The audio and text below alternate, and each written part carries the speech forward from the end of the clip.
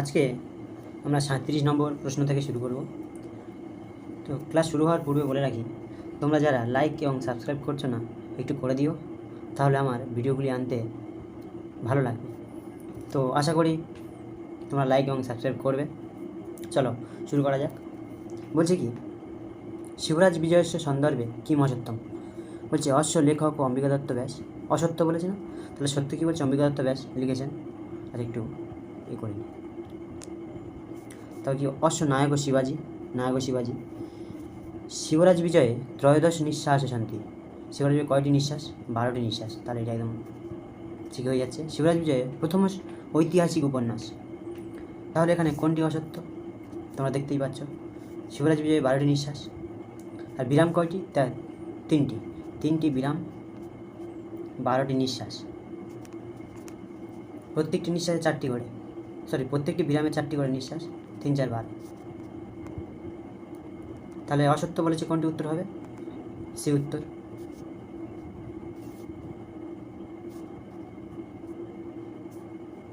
আচ্ছা, তারপর বলছে বয়সা ষোড়শ বর্ষ দেশীয় কম্বুকণ্ঠ আয়ত ললাট সুবাহুর বিশাল লোচন ইমানি বিশেষণানি কসময় প্রযুক্তানি। এই যে বিশেষণটা কার ক্ষেত্রে প্রযুক্ত? গৌরসিংহের ক্ষেত্রে। গৌরসিংহের ক্ষেত্রে এই বিশেষণটি প্রযুক্ত। বলছে নদীয়সী ইতি পদম কস্মিন অর্থে প্রযুক্তম। নদীয়সী ইতি পদম কস্মিন অর্থে প্রযুক্তম, নদী তটার্থে। यायोकयुक् इत्यस्मिन् शब्दस्य अर्थ विद्यते।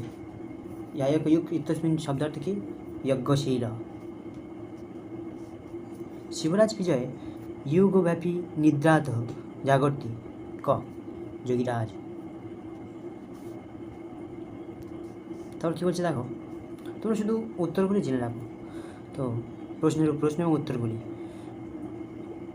স্টেটে উপর দিয়ে কোশ্চেন করে, তাই বেশি ভিতরে যাওয়ার দরকার নেই, শুধু প্রশ্ন আর উত্তরগুলি বেশি বোঝার দরকার নেই, জেনে রাখলেই হবে। বলছে কি, রাত্রির গমিষ্যতি 42 নম্বর কোশ্চেন বলছে, রাত্রির গমিষ্যতি ভবিষ্যতি সুপ্রভাতম ভাস্পানুদেশতি হসিষ্যতি পঙ্কজশ্রী ইত্থং বিচিন্তয়তি কোশগতে দ্বিরেভে হা হন্ত নলিনী গজ উজ্জহার শ্লোকস্মিন কোশগত দ্বিরেভ পদেন কবে অভিপ্রায় অস্তি। কোশগত দ্বিরেভেন পদের দ্বারা অভিপ্রায় কাকে করেছে? আফজল খাঁকে। কোশগত দ্বিরেভ পদে অভিপ্রায় করেছে আফজল খাঁকে।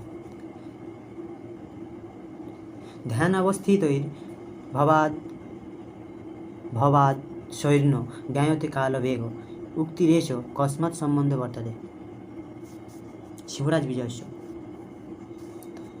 তারপর কী বলছে? সত্যং ন লক্ষিত ময়া সময় বেগ বচনমিদং কস্য যোগীরাজস্য। তারপর বলছে দেখো, কার্যং বা সাধয়েয়ং দেহম বা পাতয়েয়ম কশক্তিরস্তি। কার্যং বা সাধয়েয়ম দেহম বা পাতয়েয়ম, এটি কার উক্তি? শিবরাজ ইত্যস্য। শিবাজি, তাই না? শিবাজি ইত্যস্য। অম্বিকা দত্ত সংক্ষিপ্তম নিজ বৃত্তান্তম কুত্র লিখিতবান। কোথায় লিখেছে? বিহারে। অম্বিকা দাসস্য পিতু নাম আসিত দুর্গা দত্ত। অম্বিকা দত্ত ব্যাসস্য বিবাহ অভবৎ। আচ্ছা, অম্বিকা দত্ত ব্যাসস্য বিবাহ অভবৎ ত্রয়োদশ বর্ষে। অম্বিকা দত্ত ব্যাসস্য জন্ম কুত্র অভবৎ? জয়পুরে। চিত্রৈ শুক্লাষ্টম্যা 1915 ইতি সংবৎসরে কস্য কবে জন্ম অভবৎ? অম্বিকা দত্ত ব্যাসস্য। তারপর কী বলছে? সুকবি ইতি নামনা বিখ্যাত আসিত। সুকবি নামে বিখ্যাত কে? অম্বিকা দত্ত ব্যাস। চতুর্বিংশতি নিমেষেষু শতশ্লোক নির্মাণাৎ অম্বিকা দত্ত ব্যাসস্য উপাধি প্রাপ্তবান ঘটিকা শতক। চতুর্বিংশতি নিমেষেষু শতশ্লোক, 24 নিমেষে 100 শ্লোক নির্মাণ করতে হয়, তাই অম্বিকা দত্ত ব্যাসের নাম ঘটিকা শতক। অম্বিকা দত্ত ব্যাসহ কস্য সংস্থাপক। বিহার সংস্কৃত সঞ্জীবনী সমাজস্য সংস্থাপক। চলো এই পর্যন্ত রইল, এরপর থেকে পরের দিন শুরু করব। সবাই ভালো থেকো, লাইক করো, সাবস্ক্রাইব করো। আর কে এরপর এই যে সেশনটি শুরু হয়ে শেষ হয়ে গেলে কোন ধরনের ভিডিও দেখতে চাও তোমরা কমেন্ট করো অবশ্যই।